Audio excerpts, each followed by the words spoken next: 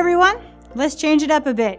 I'm Tanya Gallagher, and I'm here to talk to you about the node.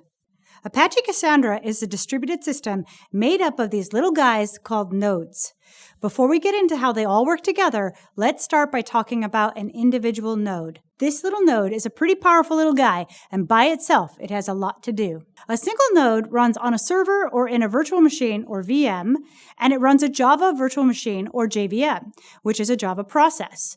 The Java process is running Apache Cassandra. Apache Cassandra is written in Java. The node itself could live in a cloud or inside of an on-premise data center or even on a variety of disks.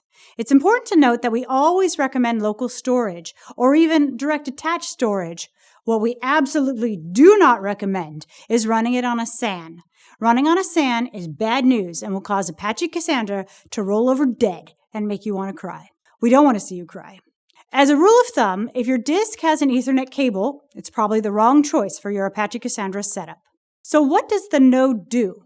The node is responsible for the data that node stores. All the data stored there is in a distributed hash table. Let's look at a write. All of the data in Apache Cassandra is hashed. In this case, the key for that in our slide example is 55. It can also read data from the node. In this example, we want to read data with a key of 22 from that node. All of these things happen on this single node. In a distributed environment like Apache Cassandra, there will be a lot of nodes that are handling their own chunks of data, but we will get into that in more detail in a later module. What can a single node handle? Well, typically about 6,000 to 12,000 transactions per second per core. Your mileage may vary depending on your hardware and configuration. Those are reads and writes, by the way, per second per core. If you have a lot of cores on your server, you can get a lot of transactions going.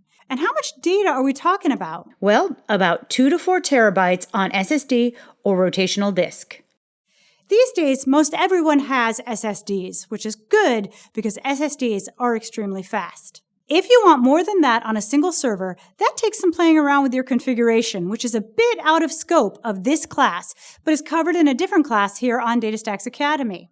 So how can this system be managed? Well, we have a tool for that. It's aptly named Node Tool. Creative, huh? Node Tool is neat because it has some commands that are specific to just the node or some commands that operate on the whole cluster, which is cool when you're checking on the health and well-being of either that node or the cluster. For example, Node Tool Info will give you information about the running node by itself, such as JVM statistics and things like that. You can also run Node Tool Status, which will give you not just the information about that single node, but about all the other nodes in the cluster. This will give you the current state of how this node sees all the other nodes in that cluster. Okay, so this was a quick introduction to the small but mighty node. But this node is a small piece of a much bigger system. That system is the Apache Cassandra cluster, which we will talk about in a later module.